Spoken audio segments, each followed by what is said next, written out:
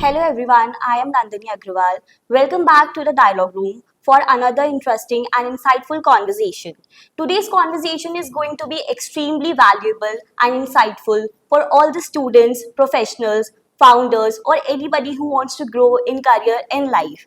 Success is not just about reaching on the top, it's moreover about the journey, the learnings, and the impact created along the way. So, we are delighted to have with us leader whose career spans some of the world's top organizations from Reliance Communication to Microsoft. From navigating competitive markets to leading high performing teams, his story is one of continuous growth and inspiration. So please join me in welcoming our guest for today, Mr. Gagan Dewan, who is Senior Director at Business Enterprise Salesforce. Welcome, sir.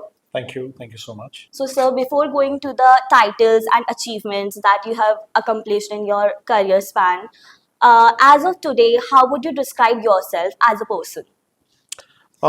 Meaning, like any other working individual in a corporate world, it's about balancing between family and work and doing what is expected out of your job, right? Sure, And sir. also try and give back to the society in whatever you've learned through the years. Yes, sir, that sounds amazing.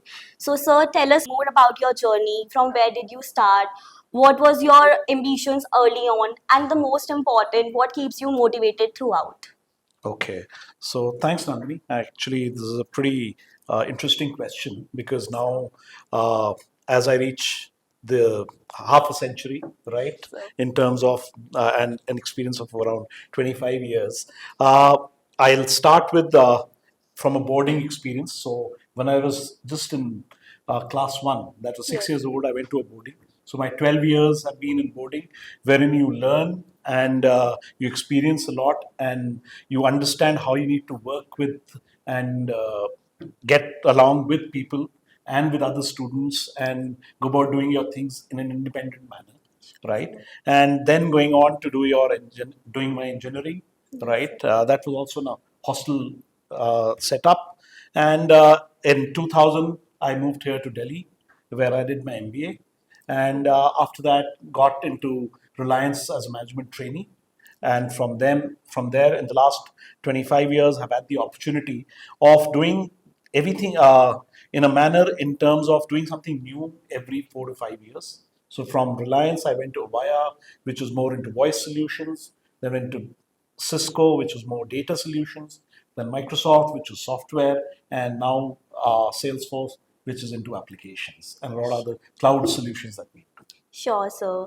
So, sir, as currently you're serving as the senior director at Salesforce, so anybody new to the industry, so what would you describe Salesforce as? Like, what would you like to tell our audience about Salesforce? So, Salesforce is one of the most amazing organizations to work for, and we're in the cusp of cloud first and agentic first organization, and that's the way we want to describe that organization.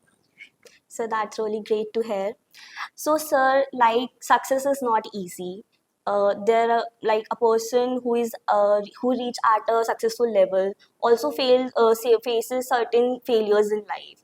So, like as of if we talk about today's generation is very paranoid to failure. Like they don't know how to process it, how to deal with it, so they are just avoidant about it. So do you want to share any experience where you have faced failure and how you have dealt with it?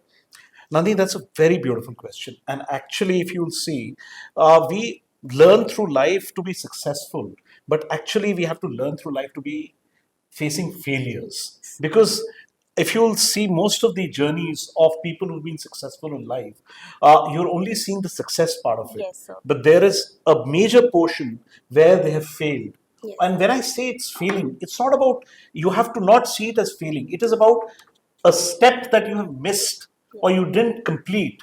And you just have to identify that step. So in through life, there have been multiple occasions where I would have failed. Yes. But then one important aspect of that failure was that don't put the blame of that failure on someone else. It is you alone who will need to understand why did you fail And failure is what? Failure is something that you wanted to achieve something and you've not got it. Yes, sir. That's all about it. It's that simple. Yes, sir. So you just have to understand which step are you missing. Yes, sir. Go back to the drawing board. Understand which steps you've taken till now. What are the steps remaining? Do that and attempt again. So it's all about getting up and doing your best in what you do. Sure, sir. That's a great learning. Even I will implement that myself. So, sir, as we are talking about success, everybody wants to be success, and everybody put in their effort in his or her own ways. But still, there are a lot of people who don't achieve it.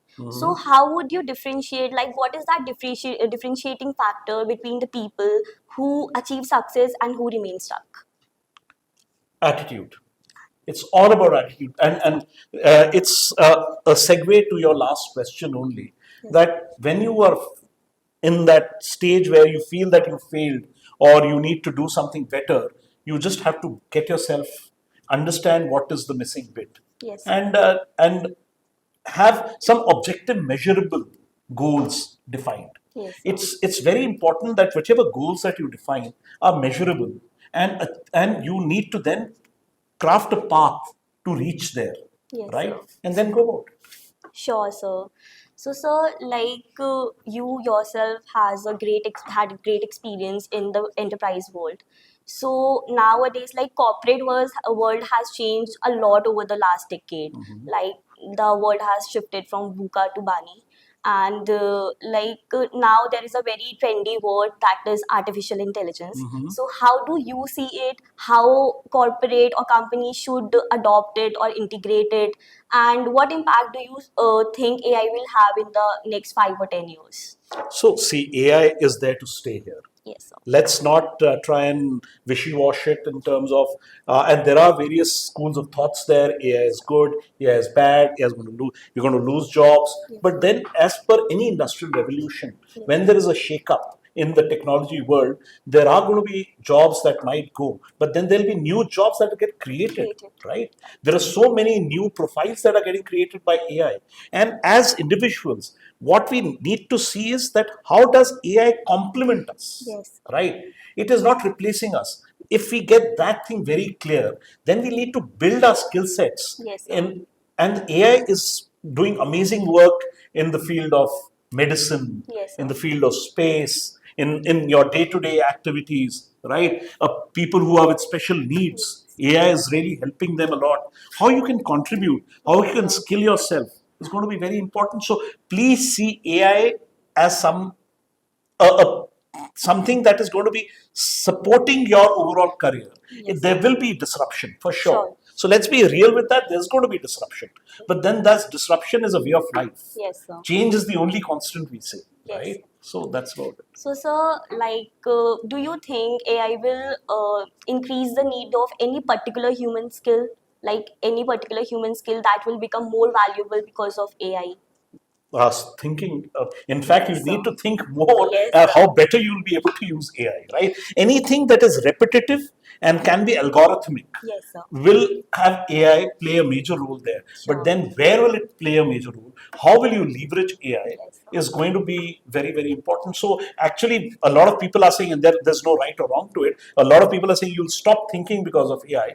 But I feel then you'll have to push yourself to think what more I can do with AI being there, and how I can still add value to my organization, how I can still build businesses, right? Yes. Leveraging AI and not getting scared of it. Sure, sir. So, sir, to conclude this, I think AI will just reduce the administrative task for us, so that the managers can focus more on the strategic thinking. Sure, I think that could be one. yes, That could be one. that And was it. right now, see, the canvas is open. Yes, sir. There are so many areas that AI is getting in. You're Sure. getting into with AI, right? Yes. So right now, let's not have mindsets or block our thinking as to what it's. You next 3 to 5 years is going to have amazing new aspects of AI usage that is going to come in the market, right? Sure, sir. So, sir, before we continue our conversation ahead, there is a small rapid fire round where you have to answer quickly and Okay. choose between the two options. Okay. So, let's start with it. Mm-hmm. Anytime you're ready. Yeah. Sure. So, first question would be success in one word. Being happy. Leadership in one word. Contributing. Talent or consistency. Consistency. Money or peace. Uh, Both go hand in hand. Okay, sure. One habit everybody should build. Trust. Sure. One book everybody should read. The one book that I'll suggest is Chrysanthemum and the Sword. It's about the Japanese work culture, which I feel is a really good one to imbibe. Sure, sir. One skill for the next decade. One skill for the next decade? Yes, sir. Be positive. That's throughout. One decision that changed your life. One decision that changed my life. Yes, sir. Again, keep your positivity. So I think positive mindset and attitude is the key. Absolutely. So, sir, continuing with our conversation now. So, sir, now people mostly define success with materialistic things. Like money is something that defines success for people nowadays. But we know that you have been even working for the social causes, like you can contribute actively to it. Right. So, how do you personally define success beyond personal achievements?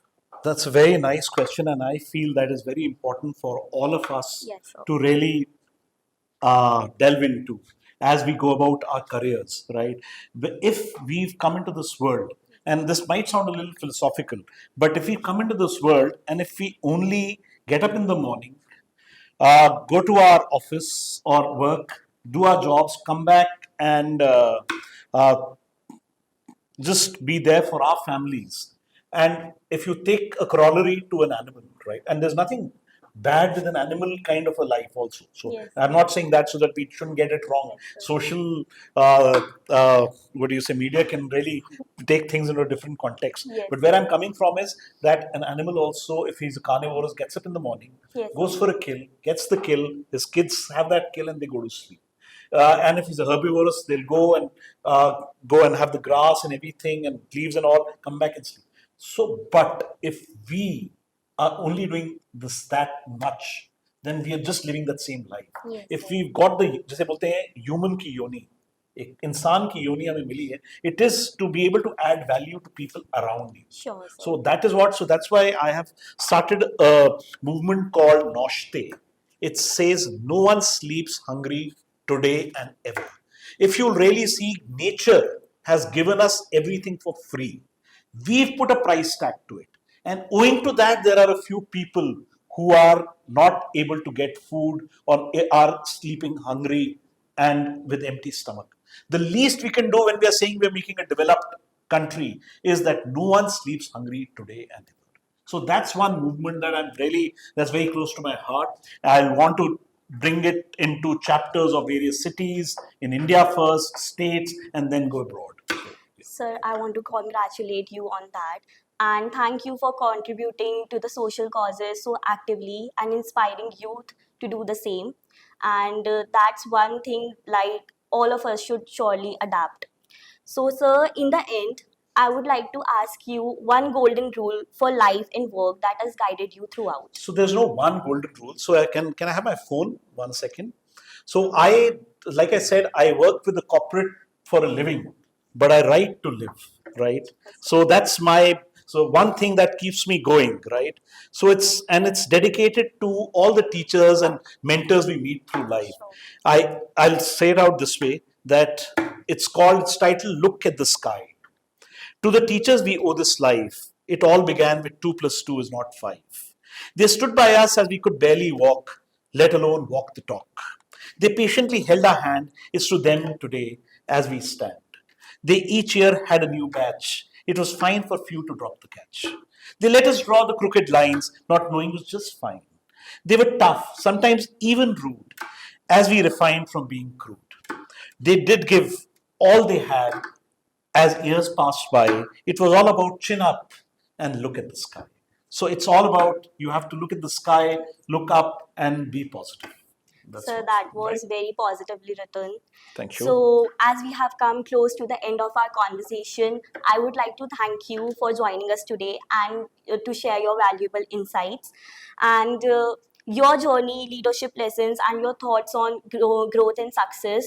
has surely inspired us, and I'm sure that our listeners will take away the ideas that they'll themselves implement in their personal lives and careers. So, thank you so much, sir, for joining us today. Thank you, Nandini. Thank you for this opportunity and wish you all the very best. To everyone out there listening, thank you for tuning in, and we'll see you in the next conversation. Until then, keep learning, keep growing.